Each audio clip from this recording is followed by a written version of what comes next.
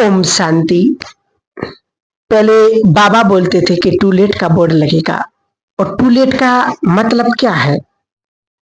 To let का मतलब कि आप पुरुषार्थ करना चाहोगे परंतु पुरुषार्थ नहीं कर पाओगे। कई लोगों को सजा समझ में नहीं आती है। कई लोग समझते बीमारी आना, लॉस होना ये सजा है। ये सजा नहीं है। सजा भी बहुत सूक्ष्म होती है।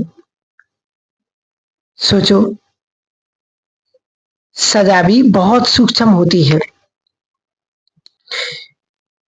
क्योंकि योग लगने के लिए बैठते हैं लेकिन योग लगता नहीं, ये भी सजा है। आप सफल करना चाहते हो और करना तो चाहते हो परंतु कर नहीं पाते हो, वो बाबा लेना नहीं चाहता। ये भी सूक्ष्म क्या है? सजा है।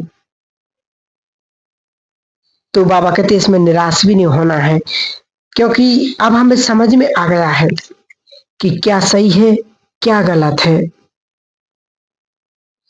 इसलिए बाबा ने कहा कि जो बहुत अच्छे पुरुषार्थी हैं, जो बहुत पवित्र आत्मा है और जो अच्छी तरह से योग युक्त अपने को कर चुके हैं, उनको बाबा ने कहा है कि जब तक तुमने ब्राह्मणपन के कर्तव्य को पूरा नहीं किया है, तुम घर नहीं जा सकते। सोचो, क्योंकि ले जाने वाले होंगे हम, राह दिखाने वाले होंगे हम। इसलिए अपनी स्थिति को अचल अडोल बनाना है। अचल अडोल के साथ साथ साक्षी भाव भी लाना है। सभी बहुत अच्छा अभ्यास रोज किया करें अपने घर में बैठ करके, कि सारे संसार की ओर नजर दौड़ाएं। ये संसार का खेल कितना सुंदर चल रहा है। सभी आत्माएं अपना अपना पाठ बजा रही हैं। बहुत सुंदर एक संकल्प दिया बाबा ने। इस ड्रामा में किसी का कोई दोष नहीं है, इसलिए निश्चिंत रहें। क्योंकि कोई आया है, कोई देने आया, कोई लेने आया है। कोई अच्छी आत्मा आ गई बहुत, और कोई आपकी परीक्षा लेने के लिए आ गई है। यहाँ किसी का कोई दोष नहीं है, इसलिए निश्चिंत रहना है। जिसके साथ जो कुछ भी हो रहा है, जो कुछ भी होगा, वो सिर्फ उसके कर्मों का ही फल होगा। किसी को दोष नहीं हम दे सकते। तो अपने आप को बहुत अच्छी तरह से तैयार करेंगे योग बल से, क्योंकि अनेक आत्माएं हैं, देवकुल की आत्माएं हैं, ये भारत है। और जो हमारे अंदर भाव वैर आता है, बदले का भाव आता है, ईर्षा द्वेष का जो भाव आता है, जो आत्मा को गिराता भी है, स्थिति को डगमग कर देता है, उससे हमें ऊपर उठना है। क्योंकि हमें बाबा ने सद ज्ञान दे दिया, सद विवेक दे दिया है। हम किसी से ईर्षा क्या करेंगे? अपने आप को, संसार आपको देखने के लिए बैठा है। संसार आपके कदमों पर आगे बढ़े तो भावनाओं को हमें श्रेष्ठ करना है, क्योंकि ये समय अब बहुत ऐसा समय आ रहा है। बाबा ने और एक बात और मुरली में कही थी, वो आज आपको सुना रहे हैं, ताकि आपको पता चले कि हम किस समय पर पहुंच गए हैं। बाबा ने कहा था कि एक समय आएगा कि भारत की पॉलिटिकल पावर और तुम्हारी स्पिरिचुअल पावर दोनों मिलेगी, और तब भारत की नीतियों को सारा संसार स्वीकार करेगा। आप सब जानते हैं कि अब हम वहां पहुंच गए हैं, स्वर्णिम युग के समीप पहुंचते जा रहे हैं। लेकिन उससे पहले ये महान भारत लाइट हाउस बनने वाला है, महान तीर्थ बनने वाला है, पीस हाउस बनने वाला है। यहीं से संसार को शांति का दान मिलने वाला है और यहीं से सत्य ज्ञान मिलेगा। आप ही नहीं होगा ये अब काम, हम सबको ये मिलकर के काम करना होगा। इसलिए अपने देव संस्कारों को जगाते चलें और खास सभी यहाँ पर आज जो बात सुन रहे हैं अपने एक विशेष संस्कार पर ध्यान देंगे कि जो हमारे लिए भी कष्टदायक हो, जो दूसरों को कष्ट दे रहा हो।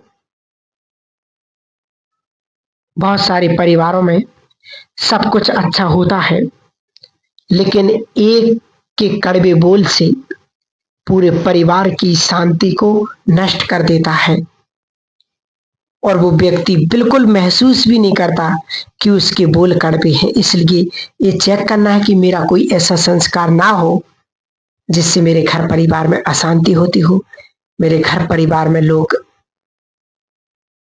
सुखी से नहीं रह पाते हो। तो ये अपने आप को हमें सुधारना है। कई लोग ये भी सोचते कि ये तो बोलना ही पड़ेगा, आई एम राइट, अगर बोलेंगे नहीं तो कैसे सुधरेंगे। लेकिन ये चेंज करना है, क्योंकि हम जितने अच्छे स्वमान का अभ्यास करते जाएंगे उतनी ही गहराई से अपनी कमियों का आभास होता जाएगा। स्वमान के अभ्यास से, 5 स्वरूपों के अभ्यास से न केवल आभास होगा कमियों का, लेकिन वो निकलती भी जाएगी और हमारे अंदर वो ताकत है बदलने की। सभी भाई बहन ध्यान से सुने कि हमारे पास परिवर्तन शक्ति है, हमारे पास ईश्वरीय सत्ता है अपने आप को बदलने की। केवल अपने को बदलने की सुंदर हमें एक दृढ़, एक सच्ची इच्छा हो। जब हम अपने आप में एक अंदर में इच्छा जागृत करेंगे कि अब मुझे बदलना है, अब मुझे अपने संस्कारों को बदलना है, अब मुझे अपने जीवन को बदलना है, तो सचमुच हम बहुत उस ऊंची उन्नति को प्राप्त कर लेंगे। और जो बाबा कहते नहीं कि स्वर्णिम युग के जो गेट खुलने वाले हैं उसके निमित्त हम बन जाएंगे। बस करना क्या है, मुझे अपने आप को देखना है। संसार में कौन क्या कर रहा है, कोई किसी से कोई मतलब नहीं, क्योंकि ये समय संगम का बहुत अमूल्य है, मूल्यवान है। इसे हमें अब व्यर्थ नहीं गंवाना है, क्योंकि इसे यदि हमने व्यर्थ गंवाया तो जो बाबा ने मूल्यों में कहते कि बच्चे अंत समय में 2 लाइनें लगेंगी, एक पश्चाताप की और एक प्राप्तियों की। एक तो पश्चाताप कौन करेंगे, जिन्होंने भगवान को जाना, पहचाना कि परमात्मा आया है इस सृष्टि पर, संगम युग को जाना, भगवान गीता का ज्ञान सुना रहे, योग तपस्या सब कुछ जाना, फिर भी तपस्या नहीं की, फिर भी अपने संस्कारों को नहीं सुधारा, फिर भी अपने पाप कर्मों को भस्म नहीं किया, तो बाबा ने कहा वो पश्चाताप की लाइन में लगे रहेंगे। और एक है प्राप्तियों की, कि जिसने ईश्वर को जाना, बाबा को पहचाना, संगम युग की महिमा समझी कि कौन सा युग चल रहा है, वो कल्याणकारी पुरुषोत्तम युग, जिसमें हम स्वयं को बहुत परिपक्व श्रेष्ठ बना सकते हैं।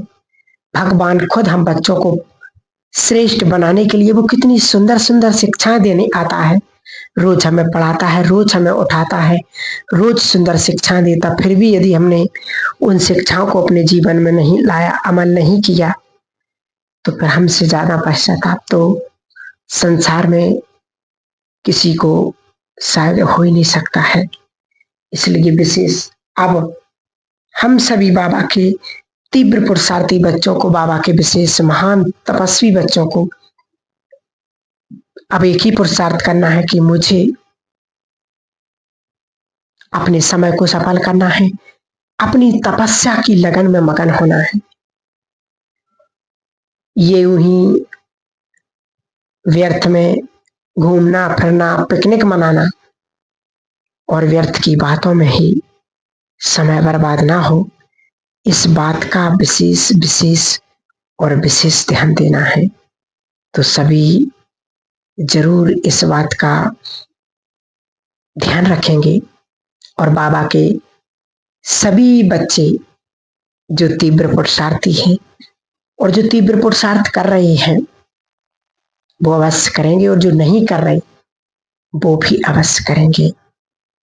ठीक है। ओम शांति।